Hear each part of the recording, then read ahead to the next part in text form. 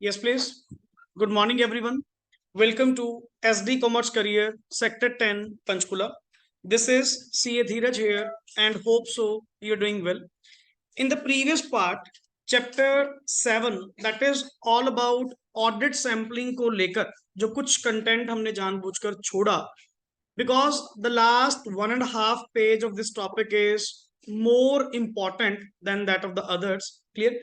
Because यहाँ पे अभी तक फॉर अ वाइल आप एक चीज समझ चुके होंगे कि सर सैम्पलिंग रिस्क क्या है, सैंपल साइज क्या होना चाहिए, एंड हम लोग अपने सैंपल को इफेक्टिव कैसे बना सकते हैं। वो अलग अलग पॉइंट्स हम लोगों ने यहाँ पे क्या किए होंगे डिस्कस, एंड प्लस कहाँ पे सैंपलिंग आप लोगों की पॉसिबल नहीं है, कहाँ पे आप लोग सैंपल यूनिट्स नहीं लगा पाएंगे, तो कुछ सिचुएशंस आप लोगों ने वैसी क्या करी नोट डाउन।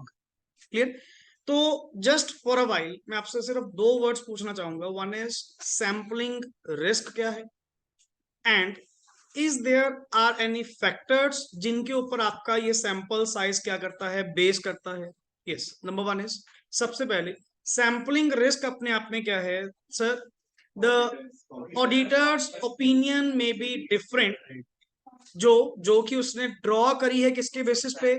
सैंपल के बेसिस पे। अगर वही ऑडिट प्रोसीजर जो किस पे लगाए गए? सैंपल पे। अगर लगाए गए सैंपल पे लगाए जाएं पॉपुलेशन पे, तो आपको मे बी रिजल्ट्स क्या मिलेंगे? डिफरेंट। इस बात का सैंपलिंग रिस्क। अब पॉइंट इज दैट सर ये सैंपलिंग रिस्क है तो ये भी तो काइंड ऑफ एक ऑडिट रिस्क की तरह ही लग रहा है, एंड ये होगा, बट ये अराइज ही कहां पे होगा? जहां पे ऑडिटर सैंपलिंग यूज करेगा। अब let it be auditor sampling use ही नहीं कर रहा, तो वहां पे सैंपलिंग रिस्क किस बात का? तो हमारे पास factors affecting the size of sample में आपने तीन वर्ड्स पढ़े, तीन फैक्टर्स पढ़े। Number one is the tolerable error level, word tolerable error level. Number two is expected error level, and number three the sampling risk. इनमें आप लोगों ने जो रिलेशंस रीड आउट किए, उन रिलेशंस में अभी तक सबसे पहला वर्ड आपके पास क्या आया कि सर, अगर थोड़ा थीम समझिएगा, दोबारा पोलाइटली बता रहा हूँ, सिंपल सा पॉइंट, क्योंकि आप लोगों ने कल होमवर्क पार्ट में वो कुछ सिचुएशंस भी पढ़ी होंगी, test of control and test of details के दो बॉक्स गिवन थे आपके पास। क्लियर? उसके डाउट्स पे भी आऊंगा अगर आपके कोई डाउट्स होंगे। अदरवाइज सिंपल सिचुएशंस थी। अगर ये तीन points, the factors affecting the size of sample को अगर अच्छे से समझा जाए, तो वो सिचुएशंस को बड़े आराम से आप बता सकते हैं कि आपके सैंपल साइज इंक्रीज होगा या डिक्रीज होगा। क्लियर? तो अल्टीमेटली वहां पे जो आपने तीन पॉइंट्स पढ़े, नंबर वन पॉइंट आपने क्या रीड आउट किया? That is tolerable error. Tolerable error का मीनिंग वहां पे क्या है sir? Maximum maximum error level which the auditor is ready to accept from the entire set of population। कि सर अगर इस लेवल तक एरर्स आएंगी तो मेरे को कोई दिक्कत नहीं, दैट मीन्स मेरा मन उसको एक्सेप्ट करने को रेडी है कि इतनी एरर्स तो होती है। अब पॉइंट आता है कि इसका सैंपल साइज पे क्या इफेक्ट आया। सर एक सिंपल सी बात, अगर तेरा टॉलरेबल लेवल कम होगा, किस बात का लेवल? उसको एक्सेप्ट करने का, कि उन एरर्स को एक्सेप्ट करने का मेरा लेवल नहीं है, मेरा पेशेंस लेवल कम है, तो नेचुरली मैं अपना सैंपल साइज क्या लूंगा? ज्यादा। मेरी कोशिश होगी कि मैक्सिमम आइटम्स को सैंपल में लिया जाए, बिकॉज मेरा टॉलरेबल लेवल क्या है? कम। अगर कल को गलती निकली, मैं उसको एक्सेप्ट नहीं करूंगा, तो मेरी कोशिश होगी कि मैक्सिमम साइज ऑफ सैंपल लिया जाए। बट अगर तुम्हारा टॉलरेबल एरर लेवल क्या है? ज्यादा, कि तुम टॉलरेट कर सकते हो, देन कोई इशू नहीं, सैंपल साइज छोटा भी ले लो, गलतियां आएंगी भी तो भी कोई प्रॉब्लम नहीं है, क्योंकि मेरा मन तो उसको एक्सेप्ट करने को रेडी। नंबर टू, मतलब पहले तो इनके बीच में टॉलरेबल के साथ आपका रिलेशन कौन सा है? Inverse. Sir maximum the tolerable level, smaller the sample size. Clear? Number two, expected error. Expected error में आपने क्या पढ़ा? The possibility of misstatements, what the auditor aspects from the population, कि अल्टीमेटली उसको पॉपुलेशन में से कितनी एक्सपेक्टेड एरर लगती है। अगर sir more the expectation more the sample size, clear? Lesser the expectation lesser the sample size. तो यहां पे रिलेशन आपको कौन सा मिला? Direct. Clear? Positive. Clear? Next is sampling risk, वही बात sir, I think so sampling risk और तुम्हारा टॉलरेबल दोनों काइंड ऑफ सेम से ही है, क्योंकि अगर देखो सिंपल सी बात, अगर आपका सैम्पलिंग रिस्क हाई होगा, एंड सैम्पलिंग रिस्क क्या था, जिसके बेस पे कंक्लूजन दे रहा हूं, अगर वही प्रोसीजर दूसरी पूरी पॉपुलेशन पे लगाए जाएं, रिजल्ट डिफरेंट आएंगे। सर जितना सैम्पलिंग रिस्क बढ़ेगा उतना सैंपल साइज मैं क्या लूंगा, छोटा छोटा। क्लियर? तो अल्टीमेट वहां भी रिलेशन आप लोगों ने कैरिड आउट किया, क्या है, इनवर्स, कि अपन नहीं चाहते, देखो सिंपल सी बात है, सैम्पलिंग रिस्क ज्यादा होगा, ज्यादा कब होगा, जब नेचुरली आप स्मॉल आइटम्स को चेकआउट करेंगे। मैं नहीं चाहता कि सैम्पलिंग रिस्क ज्यादा आए, मैं चाहता हूं सैम्पलिंग रिस्क कम हो। और वो कम कब होगा, जब आप सैंपल साइज क्या लेंगे, ज्यादा लेंगे। तो there is a inverse relation between the sampling risk and the size of the sample. And various methods हमने लास्ट क्लास में रीड आउट किए about the simple random sampling, number 2 is stratified, number 3 systematic, number 4 that is haphazard, value based, and monetary value। तो इनमें से block selection and all, last वाले तो sir mostly applicable ही, क्योंकि कोशिश होती है स्टैटिस्टिकल मेथड को यूज करने की, तो ज्यादातर आपको हमेशा कौन सा मिलेगा, स्ट्रेटिफिकेशन वाइज थोड़ा ज्यादा मिलेगा। एंड अगर डाटा आपका होमोजीनियस है फिर तो सर सिंपल रैंडम ज्यादा प्रेफरेबल। क्लियर? नहीं तो सबसे बेस्ट जो माने जाते हैं वो यूजली दो होते हैं, यूजली दो, वन इज स्ट्रेटिफाइड एंड दूसरा वैल्यू वेटेड। क्लियर? बट कहीं ना हम स्ट्रेटिफिकेशन के अंदर ही वैल्यू वेटेड को यूज कर लेते हैं। हम लोगों ने स्ट्रेटिफिकेशन का नंबर 3 पॉइंट पढ़ा था, टेस्ट ऑफ डिटेल लगाते टाइम, टेस्ट ऑफ डिटेल्स लगाते टाइम सब्सटेंटिव प्रोसीजर्स को मॉनिटरी वैल्यू के बेसिस पे क्या करना, स्ट्रेटिफाई करना, उसकी अलग अलग क्लासिफिकेशन करना, वो भी तो वैल्यू बेस्ड हो गया ना। बट सर दोनों में फिर भी फर्क है। जो प्योर वैल्यू वेटेड था उसमें क्या चीज थी, out of the total population, out of the total population कोई डाटा को बांटने की जरूरत नहीं, सीधा ही पॉपुलेशन में से हाई वैल्यू आइटम उठाओ, that is value weighted selection. But जो तुम्हारा स्ट्रेटिफाई वाला था, स्ट्रेटिफिकेशन में क्या था, पहले डाटा को अलग अलग स्ट्रेटास में बांटो इन देयर आइडेंटिफाइंग कैरेक्टरिस्टिक्स, फिर उसमें से आप कुछ ना कुछ सैंपल क्या करिए, ड्रॉ करिए। क्लियर? हाँ वो आपकी इच्छा, आपने जो डाटा को बांटा, जो डाटा को डिवाइड किया वो मॉनिटरी वैल्यू बेस किया या कोई पर्टिकुलर कैरेक्टरिस्टिक्स के बेसिस पे किया, वो आपकी इच्छा। पर सर पहले डाटा को अलग अलग स्ट्रेटम्स में बांटना अपने आप में जरूरी था, that is called as stratification. अब चलिए आज का topic next is non sampling risk. पहली बात तो सैम्पलिंग रिस्क क्या था, जो सैंपल के कारण अराइज। अब इतना श्योर है कि ये नॉन सैम्पलिंग रिस्क का मतलब ये कोई सैंपल के कारण नहीं, कोई और ही रीजन हो सकता है जिसके कारण आपकी इनएप्रोप्रिएट ओपिनियन होने का, एरनियस कंक्लूजन होने का कोई कारण बन सकती है। पढ़िए, yes, the risk that auditor reaches an erroneous conclusion for any reason, for underline any reason but not related to किसके, सैम्पलिंग रिस्क। वो तो मैंने पहले ही कह दिया ना सर, अगर सैम्पलिंग रिस्क होता फिर तो मैं उसको अपने टॉपिक में कवर करता, ये कोई आपका और ही कारण है, ये सैंपल के कारण एरनेस कंक्लूजन नहीं जा रहा। अब कल आप लोगों ने सैम्पलिंग रिस्क में भी आपने एक वर्ड यूज किया था कि सर हो सकता है जब आप एक सैंपल सेलेक्ट करें जिसके बेसिस पे आप कंक्लूजन ड्रॉ करेंगे, that may be erroneous, because may be sample पे आप क्या कर जाएं, over Reliance, may be sample पे क्या कर जाएं, अंडर रिलायंस, जिसको आपने दो लैंग्वेज में यूज किया, in compliance procedure, in substantive. Compliance में डेविएशन होना आईसी में, क्लियर, एंड आपके सब्सटेंटिव में डिफरेंसेस होना मॉनेटरी वैल्यू, क्लियर। तो हो सकता है शायद मैं ये कह दूं सैंपल के बेसिस पे कि financial statements are free from material misstatement and there is no deviation in the IC, जबकि वहां पे है। अभी सिचुएशन कौन सी हुई, over Reliance.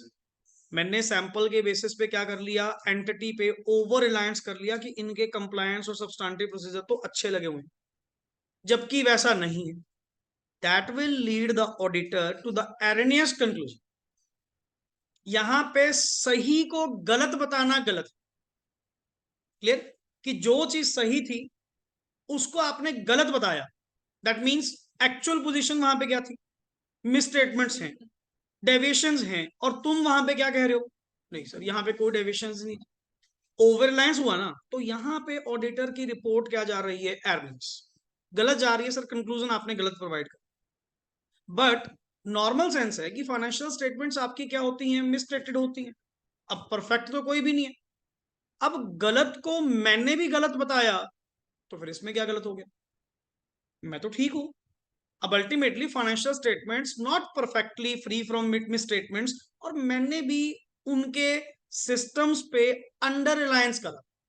Under Reliance means जबकि मन करे वो ठीक हो, बट मैंने फिर भी उसको कम आंका, मैंने फिर भी उसको क्या कहा, नहीं सर आपके यहाँ पे मिस स्टेटमेंट्स हैं, आपके आईसी में डेविएशंस हैं, what ever be the point, but मैंने उसको कम ही आंका, ओवर एस्टिमेट तो नहीं करा, अंडर एस्टिमेट करा। और अंडर एस्टिमेट करना कोई गलत कंक्लूजन थोड़ी, वो तो मेरे में उल्टा और एफिशिएंसी लेकर आएगा कि इसको अपन ने सही करना है, इसके बारे में और वेरिफिकेशन करनी है, और ऑडिट प्रोसीजर क्या करने हैं, परफॉर्म करने हैं। तो ये one of the most important questions में बन जाएगा ये वाला पॉइंट, कहीं ना कहीं आपको पेपर में या कोई ट्रू फॉल्स में, करेक्ट इनकरेक्ट में ये मिलेगा कि बताइए सैंपलिंग रिस्क के कारण ऑडिटर का एर्नियस कंक्लूजन किस केस में जाएगा, when he have over reliance on the compliance procedures or on the substantive procedures. Clear? चलिए now, yes, example of non-sampling risk include, yes please, use of inappropriate audit procedures or misinterpretation of audit evidence and failure to recognize a misstatement or sir deviation. कारण कोई भी हो सकता है, आपने word use किया any reason. अब any reason में तो दुनिया भर के रीजन है, कोई भी हो सकते हैं, शायद आपका ना समझना, आपका मिस स्टेटमेंट या डेविएशन को ना पहचानना, या मे बी आपने गलत ऑडिट प्रोसीजर लगाए, तो whatever be the reason, but इतना पता है सैम्पलिंग के कारण ये रिस्क अराइज नहीं हो रहा, ये किसी अदर थिंग्स के कारण है। ओके नाउ फाइनली अब वर्ड शुरू करते हैं जी मेरा, सैंपल एंड ऑल। अब मैं अपने लेवल पे आ रहा हूं, सैंपल अपना सिलेक्ट हो चुका, मेथड एंड ऑल सब कुछ हो चुका, नाउ उस सैंपल पे हम लोग ऑडिट प्रोसीजर लगाने जा रहे हैं to find out deviations and projecting misstatements, कि पहले तो मैं उनके बारे में मिसस्टेटमेंट्स को क्या करूंगा, प्रोजेक्ट करूंगा कि मैक्सिमम पॉसिबिलिटी कितनी है। पढ़िए सबसे पहले, performing audit procedures, yes please, the auditor shell perform audit procedures appropriate to the purpose on each item selected. Underline the word on each item, word क्या लिखा हुआ है, सिलेक्टेड। जितनी भी आइटम आपने सैंपल के अंदर सिलेक्ट करी हैं, ईच एंड एवरी आइटम पे आप अपने audit procedure according to your purpose, क्या ये वर्ड नया, अकॉर्डिंग टू पर्पस हमने कहां पे रीड आउट किया था, पॉपुलेशन को अंडरस्टैंड करते टाइम, क्या कहा था, पॉपुलेशन को अंडरस्टैंड करते time purpose of audit procedure and characteristics of the population, वहां से वर्ड उठाया, वहां से वर्ड हमने उठाया, कहते फिर अपने पर्पस के मुताबिक एपीज लगाने शुरू करो ऑन ईच आइटम जो भी आपने सिलेक्ट करी है सैंपल के अंदर। आगे, इफ, सिंपल सी बात, अगर ऑडिट प्रोसीजर आपकी सिलेक्टेड आइटम पे एप्लीकेबल नहीं हो सकता, तो उसकी कोई डमी आइटम पे, उसकी कोई रिप्लेसमेंट आइटम पे कहीं ना कहीं तो अप्लाई करो, बट अप्लाई करो। Word is, if the audit procedure is not applicable to the selected item, the auditor shall perform the procedure on a क्या, substitute, उसका कोई सब्सटीट्यूट ढूंढो। बट आपका वो सैंपल के अंदर तो क्या हो चुका, सिलेक्ट हो चुका। सर अगर मान लीजिए होती हैं बहुत सारे आइटम्स, कई बार सैंपल में सिलेक्ट हो गई, बट करें भी क्या करें, उस पर मान लो वो मेरा ऑडिट प्रोसीजर अप्लाई नहीं हो सकता, तो उसकी कोई रिप्लेसमेंट आइटम ढूंढो, उससे मिलती जुलती, उसका कोई सब्सटीट्यूट जिसपे मैं क्या कर सकूं, अप्लाई कर सकूं। आगे बढ़िए, an example of when it is necessary to perform the procedure on the replacement item is when, word क्या लिखा हुआ है, कैंसल्ड चेक इज क्या हो गया, सिलेक्टेड। अब जैसे मान लो चेकबुक के नंबर होते हैं ना, जो भी चेक्स आपको इशू किए जाते हैं, वो रैंडमली जब सिलेक्ट करने लगे, वो कुदरती अल्टीमेट कौन सा सिलेक्ट हो गया, एक कैंसल्ड चेक सिलेक्ट हो गया, क्योंकि मैं तो रैंडमली कर रहा हूँ, मैं तो रैंडमली नंबर पिक आउट करा, वो नंबर ही कौन सा निकला, कैंसल चेक। अब कैंसल्ड चेक की बता क्या ट्रांजैक्शन वेरीफाई करेगा, वो तो चेक मैट ही नहीं हुआ, वो तो चेक गया ही नहीं, वो तो कैंसल तो हो गया। अब पढ़िए आगे, is selected while testing for the evidence of, क्या लिखा हुआ है, तो एक बार बता, तूने पेमेंट ऑथराइजेशन का एविडेंस फाइंड आउट करना है और चेक कौन सा निकला, क्या तेरा एपी लग पाएगा? तुझे क्या करना चाहिए? सर वो गलती से ही आ गया, इसका कोई रिप्लेसमेंट ऐसे करो, कोई दूसरा चेक ले लो, कोई दूसरा नंबर आप फाइंड आउट कर लीजिए। इस पे तो पॉसिबल नहीं ना, क्योंकि पेमेंट हुई नहीं, ये तो चेक ही क्या हो गया, कैंसिल हो गया। आगे, if the auditor is satisfied that the check has been properly cancelled, मैंने देखा जी उसको प्रॉपरली कैंसल्ड किया गया, किसी तरह की कोई पेमेंट वहां पे उस चेक के अगेंस्ट नहीं हुई, वो चेक आज भी आपके पास संभाला हुआ पड़ा है, क्लियर, या आपने वो डिस्ट्रॉय कर दिया, whatever be the case. आगे, such that it does not constitute our, क्या लिखा हुआ है, पहले तो मुझे इस पे कोई शक नहीं है, मैं कहा हाँ जी प्रॉपरली कैंसल्ड है, फाइल में लगा हुआ है, कोई मिस्टेक के कारण ये कैंसिल करना पड़ा, डन। मुझे यहां पे भी, मुझे कैंसल्ड चेक में भी कोई डेविएशन नहीं मिली। आगे, an appropriately chosen replacement is, क्या लिखा हुआ है, एग्जाम, कोई बात नहीं, इसको छोड़ दो, इसकी जगह कोई दूसरा चेक ले लो जिसमें कोई पेमेंट हुई होगी, क्योंकि तुम्हारा पर्पस क्या था एपी लगाने का, पेमेंट ऑथराइजेशन फाइंड आउट करना। अब इसमें तो पेमेंट ही नहीं हुई, इस चेक के थ्रू तो पेमेंट ही नहीं हुई, तो ऐसे करिए सर, आप इसको छोड़ दीजिए, कोई दूसरा चेक इसकी जगह ले लीजिए। हाँ, इसको भी देख लो एक बार, कहीं कैंसल्ड जानबूझ के तो नहीं करा, कारण क्या था। मैं कहा चलो ये तो ठीक है, ऐसे करो इसकी जगह कोई और दे दो, that is, if AP is not suitable or not applicable to the selected item of the sample, then find out the replacement item, then आप replacement item पे लगाइए। क्लियर, मैंने पहली प्रेफरेंस तो किसको दी है, on the selected item, every item in the sample, clear. Number 4, हाँ जी, if the auditor is unable to apply the designed audit procedures or suitable alternative procedures to a selected item, the auditor shall treat that item as a deviation from the prescribed control in the test of, अब एक बात बता, तूने दो ही point पढ़े, या तो test of control या टेस्ट ऑफ डिटेल। देखो जी, टेस्ट ऑफ कंट्रोल में अगर कोई गलती पाई जाएगी उसको वर्ड बोलूंगा deviation, and test of detail में अगर कोई गलती पाई जाएगी उसको वर्ड बोलूंगा मिस्टेक। तो आई थिंक सो ये लाइन को ज्यादा पढ़ने का कोई मैटर नहीं है। कहते जी क्या, सिंपल बात बताओ, तुमने मुझे क्या कहा था फर्स्ट लाइन में, सेकंड को छोड़ दे, सेकंड इस अलग से, वो तो क्या था, सूटेबल नहीं था तो रिप्लेसमेंट आइटम पे गया। मैं तो ये कह रहा हूं, अब एक आइटम कोई तो फाइनल हो चुकी है, या तो सिलेक्टेड या रिप्लेसमेंट, कोई तो होगी ना फाइनल, डन।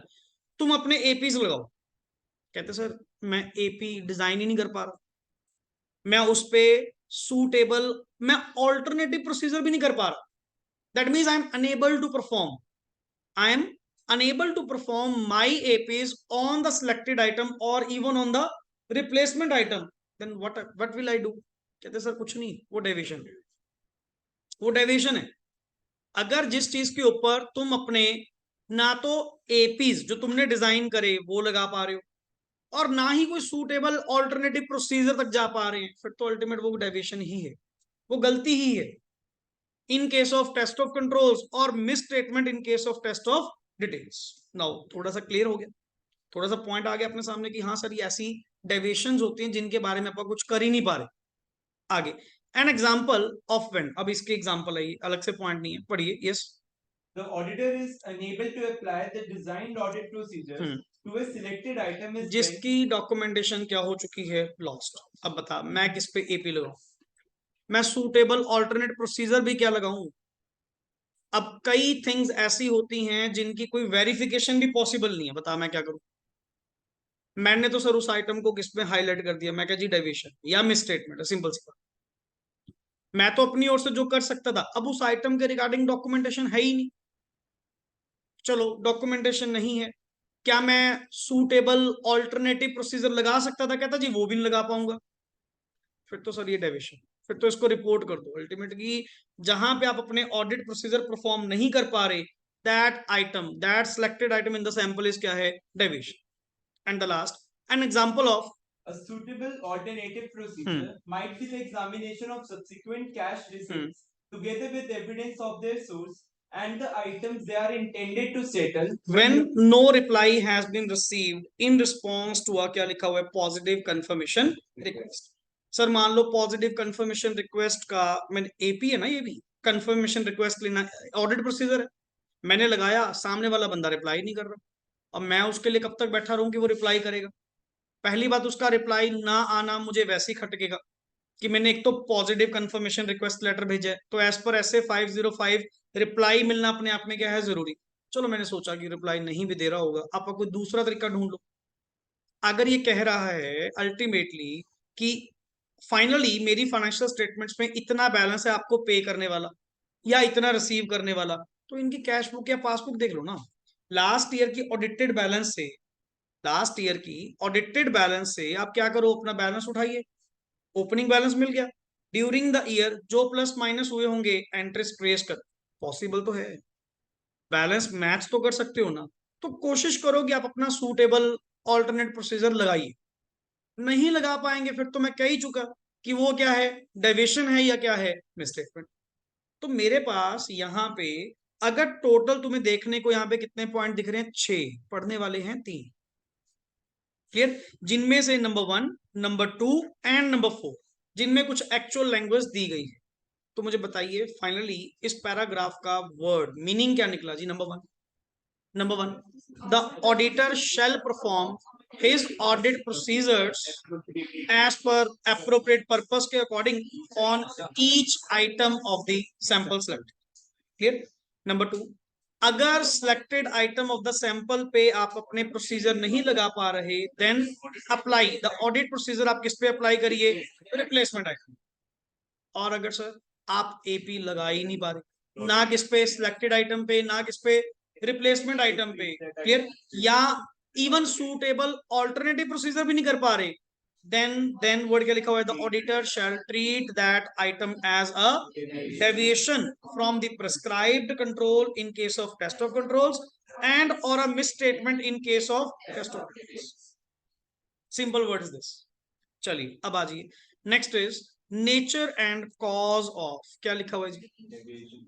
एक चीज बता, तूने ऊपर वर्ड यूज किया, क्लियर बच्चे, लास्ट रूम, क्लियर, आपने वहां पे वर्ड यूज किया अल्टीमेटली कि उस आइटम को डेविएशन यूज कर दो वर्ड, या उसको मिस स्टेटमेंट कह दो। क्या तुम्हारा काम यहीं पे खत्म? क्या आप उसकी नेचर नहीं फाइंड आउट करेंगे कि उस डेविएशन आने का कारण क्या है, वो डेविएशन है क्या, उसका रीजन क्या है, उसका कॉज क्या है, कि वो मिस स्टेटमेंट अराइज क्यों हुई, कोई तो कारण होगा। तो let's find some nature and cause कि अल्टीमेट उस डेविएशन का, उस मिस स्टेटमेंट का कारण क्या है।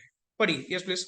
The auditor shall investigate the nature and cause of any deviations or misstatements identified. Identified को ऊपर ऐसे एरो दे, दैट मीन्स कि जो ऊपर आप लोगों ने यहाँ पे जो डेविएशंस आपने निकाली थी, ये उनकी बात कर रहे हैं। एंड इवेल्युएट देयर क्या लिखा हुआ है, possible effect on the purpose of audit procedure and on other areas of the audit, कि उसे उसके बारे में फिर तो उसकी पॉसिबल इफेक्ट को फाइंड आउट करो कि उसके, चलो डेविएशन तो है, डेविएशन तो है, मिस स्टेटमेंट तो है, इतना कि ये हंगामा मचा सकती है, उसका पॉसिबल इफेक्ट फाइंड आउट करो कि अल्टीमेट वो कहां तक लीड करेगा, किस लेवल तक वो डेविएशन या मिस स्टेटमेंट जाएगी। मैं उसका nature and cause find out करना चाहता हूं।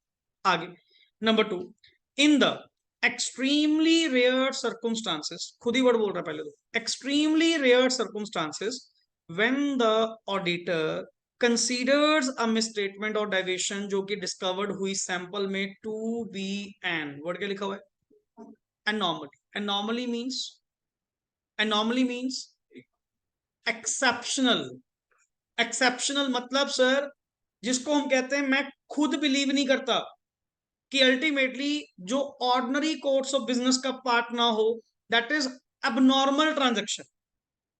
कि सर कई बार पता क्या होता है, out of the total population, out of the total population कई बार सैंपल में कौन सेलेक्ट हो जाती है, एबनॉर्मल नेचर की transaction.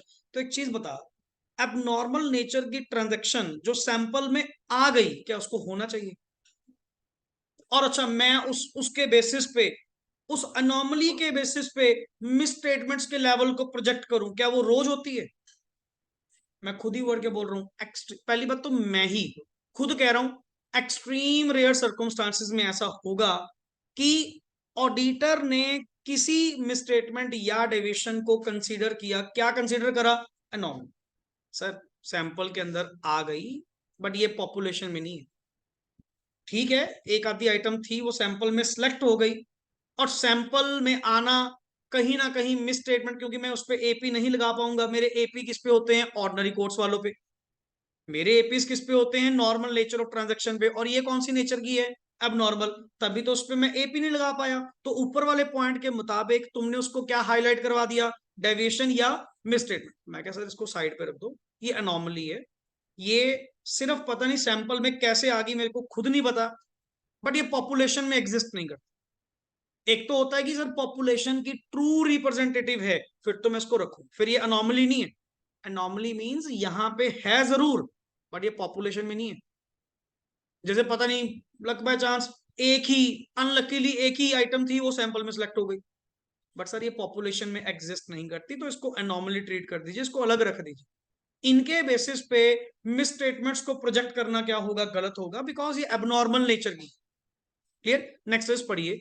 The auditor shell obtain. अब इतनी बड़ी बात, इतनी बड़ी एक्सेप्शन में किसी आइटम को लेकर जाना, और जिसके बेसिस पे मिस स्टेटमेंट्स को प्रोजेक्ट ना करना, इतना इजीली तो नहीं कह पाओगे कि ऑडिटर कह दे जी ये तो एनॉमली है। तो इसके लिए ऑडिटर को क्या करना होगा? पढ़िए। द ऑडिटर शैल ऑब्टेन, क्या लिखा हुआ है? High degree of certainty. किस बात की सर्टनिटी? दैट सच मिसस्टेटमेंट और deviation is not representative of the population. ऐसे थोड़ी कह दोगे। मान लो कल को ऑडिटर ने जाके कह दिया सर वो जो ऊपर डेविएशन या मिसस्टेटमेंट एपीस के थ्रू हाईलाइट हुई है ना, वो एनॉमली है। How could you say that? आप कैसे कह सकते हैं जिसके बेसिस पे मिस स्टेटमेंट को प्रोजेक्ट ना करो? आप कैसे कह सकते हैं जी ये अनोमली है, अब नॉर्मल नेचर की ट्रांजेक्शन है, कि ये पॉपुलेशन में एग्जिस्ट नहीं करती? सर मैंने हाई डिग्री ऑफ सर्टेनिटी क्या करी है? ऑब्टेन करी। मैंने इसी पर्टिकुलर पॉइंट के रिगार्डिंग छानबीन करी है कि नहीं, पॉपुलेशन में नहीं है, एक ही आइटम थी वो सैंपल में आ गई, और सैंपल में से अब मैं उसको क्या कर रहा हूं? बाहर कर रहा हूं। सैंपल में से उस डेविएशन को क्या कर रहा हूं? रिमूव कर रहा हूं, कि इसके बेसिस पे मैं मिसस्टेटमेंट्स को प्रोजेक्ट नहीं करूंगा, because that transaction is anomaly. अगर होती ना नॉर्मल ट्रांजेक्शन होती, मैं इसको सैंपल में रखता, अगला point projection of miss statement वो भी करता, बट सर ये अनॉमली है, इसको कृपा करके छोड़ दो। मैंने इसके regarding high degree of certainty क्या कर ली है? ऑब्टेन कर ली। इतनी बात इजीली मैं नहीं कह सकता जब तक मैं क्या ना ऑब्टेन करूं? High degree of certainty. अच्छा, the auditor shall, yes, obtain this degree of certainty. अब ये भी सुन ले, तू कैसे ऑब्टेन करेगा इस डिग्री को? बाय परफॉर्मिंग वर्ड क्या आ गया? तो कॉमन सेंस है, क्योंकि एपीज लगाकर तो हाईलाइट हो ही गया था। अब एडिशनल ऑडिट प्रोसीजर तुझे लगाने होंगे टू ऑब्टेन, और सर ऐसे नहीं छोड़ूंगा, उस वर्ड के रिगार्डिंग SAAE कलेक्ट कर कि मिस स्टेटमेंट और deviation does not affect the reminder of the population. इसको हिंदी में एक्सप्लेन करो, लिखो अपनी लैंग्वेज में, क्या लिखो, बनाइए।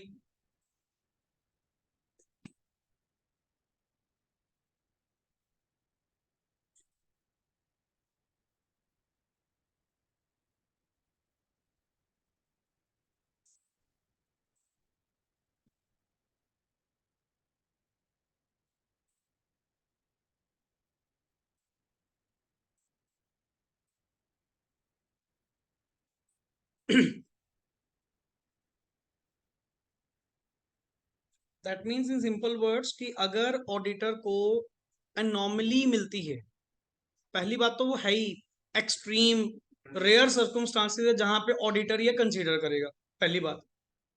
क्लियर? और दूसरी, चीज मैं वहां पे क्या कह रहा हूं? दूसरी वर्ड की सर आप उसको एनॉमली इतनी जल्दी नहीं मान सकते जब तक उसके regarding high degree of certainty आप ऑब्टेन नहीं करते। और ये हाई डिग्री ऑफ सर्टनिटी, पहली बात तो किस बात की सर्टनिटी? कि ये रिमाइंडर ऑफ पॉपुलेशन में एग्जिस्ट नहीं करता, ये रिमाइंडर ऑफ पॉपुलेशन में एग्जिस्ट नहीं करता। क्लियर? और ये हाई डिग्री ऑफ सर्टेनिटी आपको ऑब्टेन कैसे होगी? By performing additional audit procedures to obtain SAAE about the, किसके बारे में? that the misstatement or deviation does not affect the remainder of the population। जब तक ये वर्ड ना आए तब तक सर आप उसको एनॉमली डिक्लेयर मत करिए, क्योंकि समझो ना, एनॉमली वर्ड होना मतलब सैंपल में से उस चीज को बाहर कर दे, सिलेक्ट होते हुए भी अलग कर दे। जबकि सिलेक्ट हो चुकी थी, बट वो आइटम क्या निकली, अनोमली। डन, यहां तक 2 पॉइंट्स क्लियर। एक बार फटाफट पॉइंट्स बताना जी। पहले परफॉर्मिंग ऑडिट प्रोसीजर में क्या पढ़ा, the auditor shall perform audit procedures as per appropriate purpose के लिए, clear, on the each item of selected sample, जो भी आपने करा, clear। नंबर 2, अगर सिलेक्टेड आइटम पे पॉसिबल नहीं है, देन परफॉर्म करिए procedure on replacement item. And अगर एक आइटम तो सिलेक्ट हो चुकी होगी, मे बी सूटेबल या सॉरी सिलेक्टेड या मे बी रिप्लेसमेंट, तो अगर उन पे भी आप अपने ऑडिट प्रोसीजर्स परफॉर्म नहीं कर पा रहे या सूटेबल ऑल्टरनेटिव प्रोसीजर नहीं लगा पा रहे, then sir treat them that item as deviation from the prescribed controls in case of test of controls or misstatement in case of test of controls. Here now the auditor must find out the nature and cause of such misstatement or deviation and find out or evaluate their possible effect on the audit procedure and other areas of audit. And plus main number 2 point important, अगर in the extreme rare circumstances auditor उसको क्या count करता है, तो it's not so easy कि आप उसको anomaly count कर देंगे। First of all, anomaly means that item which is selected in the item but which does not exist in the remainder population, but selected है, sample में आई, पता नहीं कैसे है, क्लियर।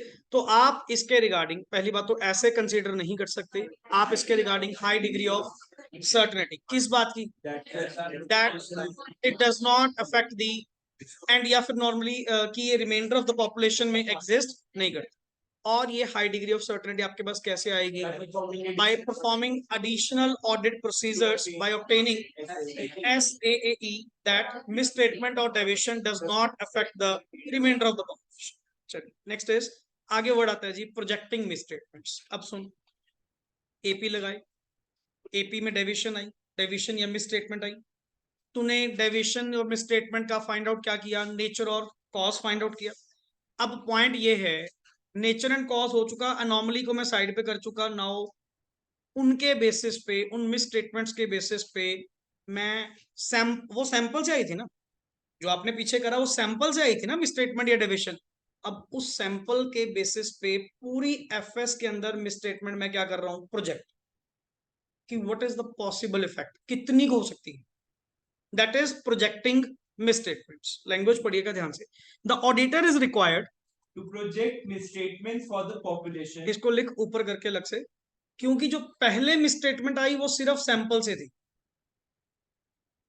जो पहले मिसस्टेटमेंट आई वो सिर्फ सैंपल से थी, अब पूरी पॉपुलेशन से प्रोजेक्ट करेंगे।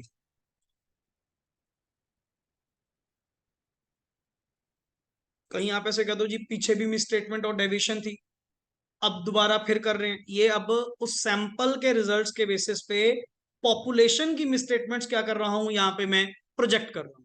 Clear, to obtain a broad view of the scale of the misstatement, but this projection may not be sufficient to determine an amount to be recorded. Clear, देखो ये तो प्रोजेक्शन है, एक्सपेक्टेशन है, मैंने ये तो नहीं कहा कि इतनी गलतियां होंगी ही होंगी, ये मेरा एक अंदाजा, क्योंकि मैंने सैंपलिंग करी है, सैंपल के बेसिस पे मिसस्टेटमेंट आई, तो अगर सैंपल में ये मिसस्टेटमेंट है तो अंदाजा है कि नेक्स्ट ऑन पूरी पॉपुलेशन में ऐसा होगा। आगे, when a misstatement has been established as an anomaly, it may be excluded when projecting misstatements to the population. खुद ही कह गया ना, मैंने तुझे पीछे क्या कहा था कि अगर तुमने किसी आइटम को क्या कंसिडर कर लिया, उसको सैंपल में से, उसको मिसस्टेटमेंट के लेवल में से क्या कर दो बाहर, क्योंकि वो बेस नहीं बन सकती हर पूरी पॉपुलेशन का। एक तरफ तो तुम कह रहे हो कि वो रिप्रेजेंटेटिव नहीं है पॉपुलेशन का, फिर तुम उसके बेसिस पे प्रोजेक्ट कैसे कर सकते हो, कहते हैं जिसको exclude. Clear, however the effect of any such misstatement if uncorrected, misstatement तो है ही है यार, चाहे नॉर्मली है, मिसस्टेटमेंट तो है ना, उसका जो इफेक्ट है अगर इनकरेक्टेड है, still needs to be considered in addition to the projection of the non-anomalous misstatement. What it means?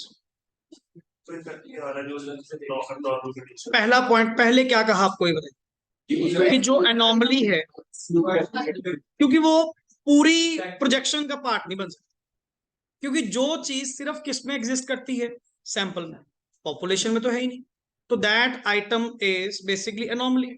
तो जब तुम क्या करोगे, जब तुम projecting the misstatement of the population करोगे, उसको एक बार क्या कर दो, एक्सक्लूड, नॉर्मल प्रोजेक्शन करिए।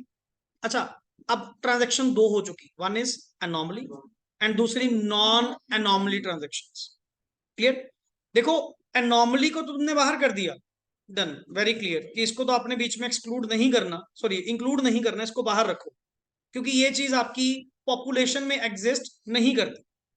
यहां की जो मिसस्टेटमेंट्स की प्रोजेक्शन होगी, मतलब किसकी, नॉन एनॉमलस ट्रांजैक्शंस की, नॉन एनॉमलस मिसस्टेटमेंट्स की जो प्रोजेक्शन होगी, इधर से एनॉमलस मिसस्टेटमेंट अगर आज भी अनकरेक्टेड हैं, तो एक बार उसको क्या कर दीजिए, प्लस कर दीजिए।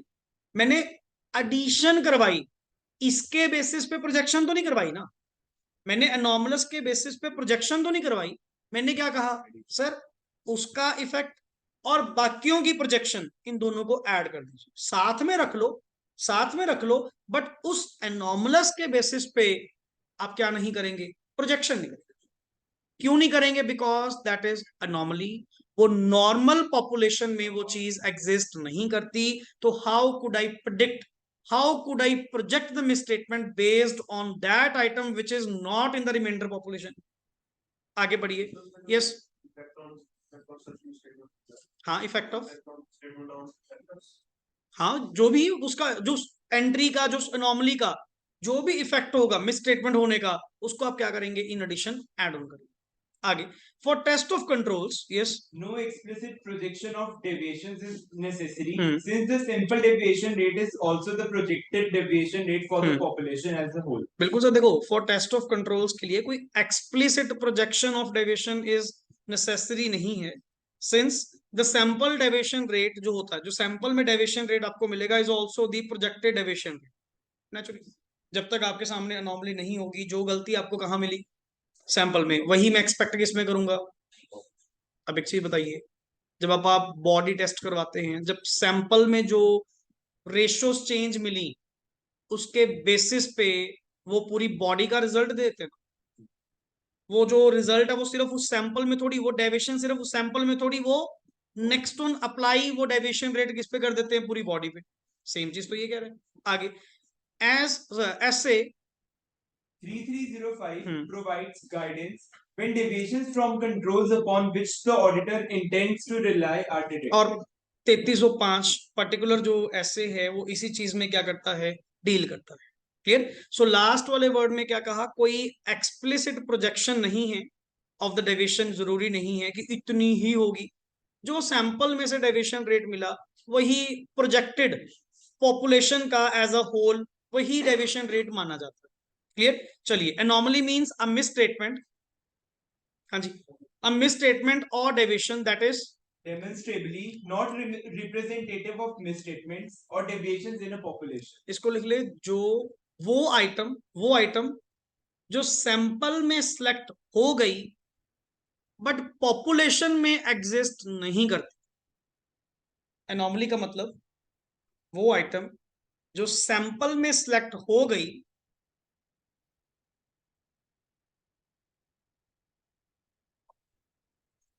बट पॉपुलेशन में एग्जिस्ट नहीं करती। चलिए, इवेल्युएटिंग रिजल्ट्स ऑफ सैंपलिंग, अब फाइनली प्रोजेक्शन हो चुकी। अब कंप्लीट पॉपुलेशन की भी, कंप्लीट एफएस लेवल पे आप प्रोजेक्शन बना चुके हैं। Now the word is evaluating the results. Results को इवेल्युएट किया जाए सो दैट कि मैं एक कंक्लूजन तक पहुंच सकूं कि मैंने अपनी ऑडिटिंग का कंक्लूजन क्या दिया। पढ़िए, the auditor shell evaluate the results of the sample and whether the use of audit sampling has provided a reasonable basis for conclusions about the population that has been tested. अब जिस purpose के लिए आप आए थे, फिर finally देखो ना कि अल्टीमेट क्या रिजल्ट बन रहा है क्या नहीं। क्योंकि तुमने क्या कहा था सर, पॉपुलेशन मींस जहां से आपने सैंपल ड्रॉ करना है एंड जिनके बारे में तुमने कंक्लूजन देना है। तो फिर बताओ ना कि तुम्हारे सैंपल के रिजल्ट्स क्या है, एंड क्या वो सैंपल, क्या वो ऑडिट सैंपलिंग तुम्हें किसी रीजनेबल कंक्लूजन तक पहुंचा पाई, कि जिसके बेसिस पे आप अल्टीमेट अपनी ओपिनियन क्या कर पाए, एक्सप्रेस कर पाए। इवेल्युएट करो। आगे, for test of controls, yes please, And unexpectedly high sample deviation rate may lead to an increase in the assessed risk of material misstatement. And for test of details, an unexpectedly high misstatement amount in a sample may cause the auditor to believe that class of transaction or account balance is materially misstated. Naturally, sir. अगर high rate of deviation मिलेगी, high रोमम मिलेगा, तो naturally sir वो क्या इशारा करेगा कि वो मिसस्टेटमेंट्स हैं. क्लियर, मटीरियली मिसस्टेटेड है. और आपने वर्ड हमेशा यूज करा है कि whether the financial statements are free from material misstatements और not. Clear, yes. In case of test of details, the projected misstatement plus anomalous misstatement, जिनको तुमने ऊपर प्लस करवाया था, if any is the auditor's best estimate of misstatement in the population. बिल्कुल, मैंने ऊपर तभी आपको प्लस करवाया ना कि मेरे मुताबिक सर ये मेरा बेस्ट एस्टिमेट, कि मुझे जो कंप्लीट पॉपुलेशन में से मिसस्टेटमेंट लगती है ना, वो कौन सी हैं. एक तो मेरी प्रोजेक्टेड, प्लस वो एनॉमलस को जो मैंने अलग से ऐड करवाया था वो भी, क्योंकि अनकरेक्टेड थी ना, तभी मैंने ऐड करवाया. हो सकता है अगर किसी ने करेक्ट करवा दी हो, फिर तो एनॉमलस को बाहर ही कर देते. ऊपर वर्ड पढ़िए, आपने क्या लिखा था, इफ वर्ड क्या लिखा हुआ है, अनकरेक्ट. तब मैंने ऐड करवाया था ना वो, कि फिर उसका इफेक्ट भी आप साथ में क्या करिएगा, include. Sir test of details में ये मेरा बेस्ट एस्टिमेट, ये मेरा बेस्ट एस्टिमेट है of the misstatements in the population. आगे, when the projected misstatements, ये अच्छा पॉइंट है. हाँ जी. plus anomalous misstatement, if any, exceeds tolerable misstatement, the sample. अब तेरे किसको क्रॉस कर गया वो, टॉलरेबल मिसस्टेटमेंट लेवल को क्रॉस कर गया. तो इसका मतलब सर, इसका मतलब the sample does not provide a reasonable, क्योंकि देखो टॉलरेबल लेवल के बेसिस पे ही तो तुम क्या निकालते हो, सैंपल. अब सैंपल जो तुमने सिलेक्ट करा keeping in mind my tolerable level, फिर भी वो एक्सीड कर रहा है, फिर भी एक्सीड कर रहा है. इसका मतलब सर मिसस्टेटमेंट्स है ही बहुत है, कि उसने मेरे टॉलरेबल लेवल को भी क्या कर दिया, क्रॉस कर दिया. आगे, sir the sample does not provide a reasonable basis for conclusion about the population that has been tested. क्योंकि अगर अगर अगर तुमने टॉलरेबल लेवल को ध्यान में रखते हुए भी सैंपल ड्राफ्ट किया है, और फिर भी तेरे सैंपल की मिसस्टेटमेंट तेरे टॉलरेबल लेवल से ज्यादा जा रही हैं, सैंपल फेल है जी, सैंपल फेल है.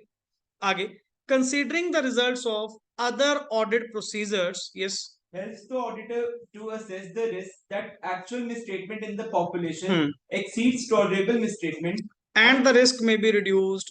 And ये risk reduce कैसे होगा, if additional audit evidence क्या किए जाएं, obtain. बट मैं सैम्पलिंग पे भरोसा नहीं कर सकता, क्योंकि सैम्पलिंग के कारण ही तो मेरा जो रिस्क है, जो टोटलिटी प्रोजेक्टेड मिसस्टेटमेंट्स आ रही हैं, वो मेरे टॉलरेबल लेवल को भी क्या कर रही हैं, एक्सीड. तो सर आपको एडिशनल प्रोसीजर के थ्रू नॉर्मल एविडेंसेस ऑब्टेन करते हुए इस रिस्क को रिड्यूस करना होगा. मेरे लिए तो सैम्पलिंग बेसिस पे कंक्लूजन देना गलत है. आगे, if the auditor conclude that, yes please, audit sampling has not provided a reasonable basis for conclusions. अब इसी के बेसिस पे आगे वर्ड, कि अगर मान लीजिए आपको लगता है कि ऑडिट सैम्पलिंग के बेसिस पे कोई रीजनेबल कंक्लूजन नहीं बन पा रहा अबाउट द पॉपुलेशन जिसको मैंने टेस्ट किया, तो ऑडिटर में रिक्वेस्ट द मैनेजमेंट टू, क्या लिखा हुआ है, investigate the misstatements that have been. जो पहली बात तो क्या हुई है, इनका पोटेंशियल फॉर फर्दर मिसस्टेटमेंट. और ये कितनी खतरनाक है कि आगे और को जन्म देंगी.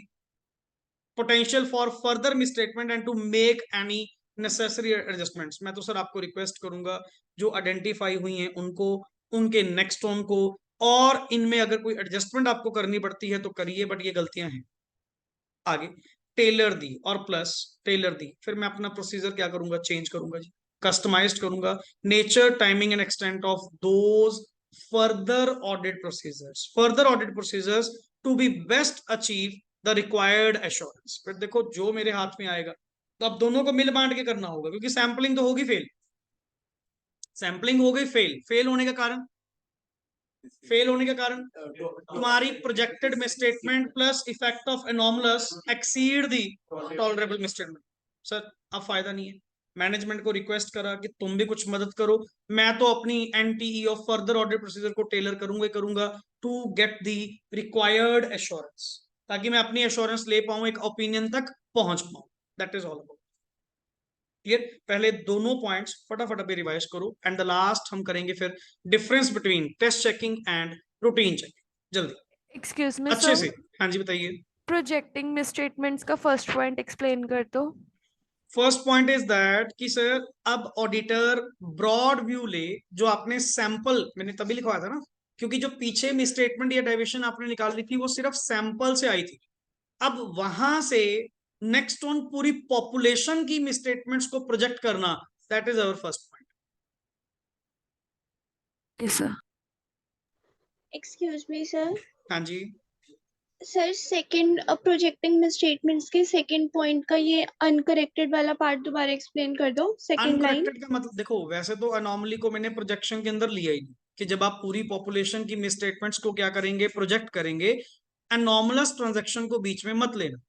पर साथ में तो ले सकते हो ना, बीच में ना ले, साथ में ले लीजिए, कि पहले आप कंप्लीट पॉपुलेशन का, इनको छोड़ते हुए कंप्लीट पॉपुलेशन की मिसस्टेटमेंट्स को क्या करिए, प्रोजेक्ट करिए।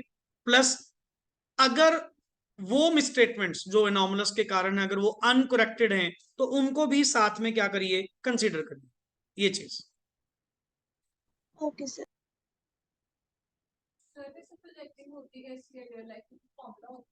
नॉट फॉर्मूला, जैसे आपने कोई सैम्पलिंग बेसिस पे, मैंने मान लो 2 क्वेश्चन ट्राई किए, वो गलत निकले, मतलब वो चैप्टर नहीं आता। अब वो चैप्टर ना आने का मतलब तुमने क्या करा, प्रोजेक्ट करा। जब मैंने सैम्पलिंग बेसिस पे रैंडम 2 क्वेश्चन उठाए, मैं उस पे ट्राई करने की कोशिश करी, वहां से मुझे क्या मिली, दिक्कत मिली। हाँ, वो नॉर्मली भी हो सकता है, लाइफ में क्वेश्चन ऐसा पहली बार आया जो नॉर्मल अटेम्प्ट्स में कभी नहीं मिला। आप तो प्रैक्टिकल बात कर रहे हैं, ठीक है ना, कि कोई एग्जाम में क्वेश्चन ही ऐसा है जो जिंदगी भर नहीं आया, इस बार ही आया, और वही सैंपल में तुमने सेलेक्ट कर लिया। जब करने लगे तो सॉल्व तो होगा नहीं। तुम उसको कह रहे हो जी ये मिस स्टेटमेंट है कंप्लीट चैप्टर में, no no no, complete chapter में नहीं है, वो क्या थी, एनॉमलस, उसको करो साइड पे। फिर out of normal other ones, अगर मैंने उसको अप्लाई करके देखा, मैंने सॉल्व करके देखा, नहीं हो रहा, मैं कहा यार 2 क्वेश्चन ये प्रॉपर सिंपल से नहीं हो पा रहे, तो मतलब पूरे टॉपिक में क्या, दैट इज प्रोजेक्शन, ये चीज।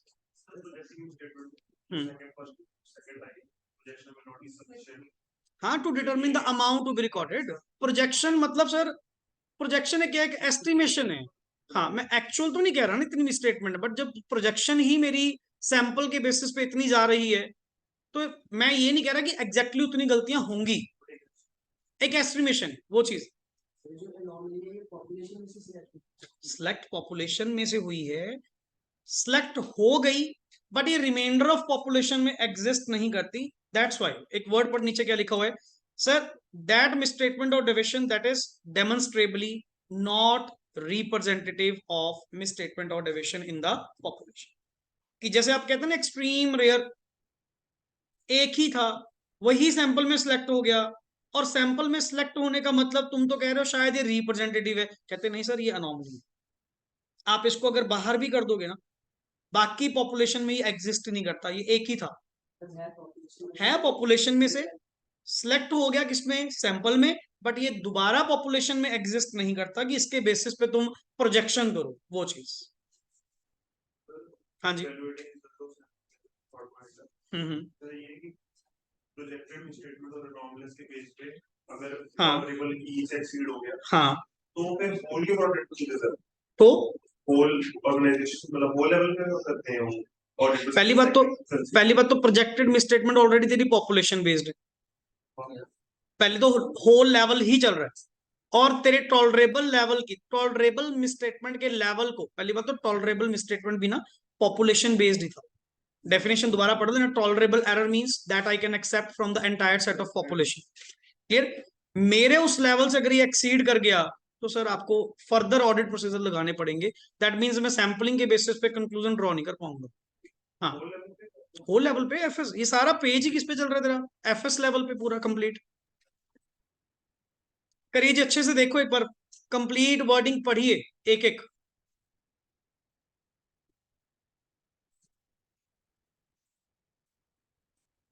किसका, कि टेस्ट ऑफ कंट्रोल्स में कोई एक्सप्लिसिट प्रोजेक्शन ऑफ डेविएशन कोई जरूरी नहीं है कि इतनी पर्टिकुलर, ठीक है ना। तो उस केस में क्या है, जो सैंपल से डेविएशन रेट आपको मिला, वही टोटल के बेसिस पे, वर्ड क्या लिखा हुआ है sir, is necessary since the sample deviation rate is also the projected deviation rate for the population as a whole. कोई पर्टिकुलर अलग से एक्सप्लिसिटली आपको बताने की जरूरत नहीं कि इतना डेविएशन रेट होगा, जो सैंपल से डेविएशन रेट आया वही कंप्लीट पॉपुलेशन का क्या होगा, डेविएशन रेट होगा in case of test of controls. और बाकी 3305 ऐसे इसके ऊपर प्रॉपर्ली आपको गाइड करेगा कि कैसे आपने रिलाई करना है या नहीं, ये चीज। हाँ जी। अगर ये नॉर्मली आइटम पे हमारे जो ऑडिट सीजन हम्म, पर बट वो सैंपल में जो आपकी वो आइटम थी क्या, एपीज लगाने वाला, वहां पे जो आइटम सिलेक्ट हुई हैं मैं लगा तो उस पे ही रहा हूं, मैंने ये तो नहीं कहा उसको बाहर कर दूं। है तो मान लो वही चेक वाली एग्जांपल थी, है तो ऑर्डिनरी कोर्स ऑफ ट्रांजैक्शन है, कोई अनोमली तो नहीं थी। यहां पे वर्ड क्या बोल रहा है, एनॉमली को बाहर करने का कारण, बिकॉज वो नॉर्मल पॉपुलेशन में एग्जिस्ट नहीं करती।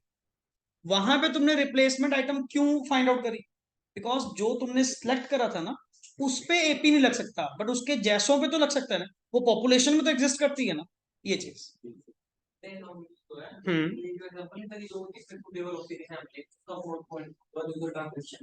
हाँ बिल्कुल वही चीज, काइंड ऑफ अनयूजुअल नेचर वाली। हाँ जी बताइए, करिए लास्ट। चलिए, डिफरेंस बिटवीन, छोटा सा word sir, test checking and routine checking. Number 1 meaning. हाँ जी, Test checking, examining less than whole population. that means less than 100%. Clear? Yes, routine checking. हाँ जी, Detailed checking of all aspects of a transaction, such as casting, posting, carry forward, calculation, balancing, etc. और मतलब इसमें तो सब कुछ ही check करना, ultimately detailed kind of. Clear?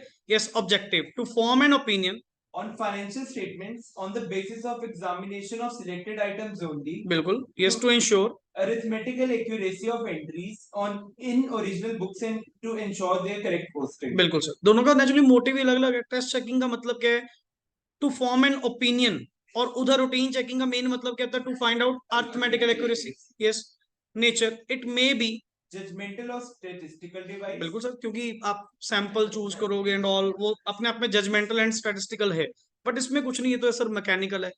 ठीक है ना, मतलब शुरू से लेके एंड तक हर चीज को चेक करना रूटीन चेकिंग का पार्ट है। Clear? Level of function, yes, the extent of Sampling is chosen by higher level of audit staff. This work is delegated to junior audit staff. बिल्कुल सर, ये तो बाल बच्चे करेंगे रूटीन चेकिंग जो करनी है। Clear? Time element, it saves time of, क्या लिखा हुआ है, audit staff, and it is more time consuming. Clear? तो ये वही वर्डिंग जो अपन शुरू में डिस्कस कर रहे थे कि होते हैं रूटीन चेकिंग और एक होती है आपकी टेस्ट चेकिंग, दोनों में फर्क है। Is that clear? तो जी फटाफट 5 मिनट लगाइए। आपका चैप्टर 7 एंड चैप्टर 8 दोनों में से कोई भी पर्टिकुलर डाउट है तो आप अभी ले सकते हैं। क्लियर? एक बार स्क्रीनिंग करिए फटाफट। पहले चैप्टर 7 जो आपने अभी वाइंड अप करा, do it fast, and from the next lecture we will start with the new topic, that is chapter number 5 about the fraud and auditors responsibility regarding the fraud। अच्छा topic है। Clear? Chapter 6 का एक lecture मैं आप लोगों को आज provide करूंगा, that is open lecture. Clear? मैं आपको सेंड करूंगा, बिकॉज डेप्रिसिएशन के रिगार्डिंग है। आई थिंक सो पेपर में कभी देखा भी नहीं होगा शायद, स्टिल एक ही लेक्चर है, कवर करने में कुछ नहीं जाता, तो आप अपना उसको, मुझे ये भी नहीं पता एक ही लेक्चर है क्या, शायद में भी एक है, तो पर्टिकुलर उसको क्या करिएगा, कंप्लीट करिए, because from the next lecture we will start with the chapter 5। Clear? So connecting आप लोगों के सारे वन शॉट में क्या हो जाएंगे, कंप्लीट हो जाएंगे। चलिए, ओके जी, थैंक्स लॉट।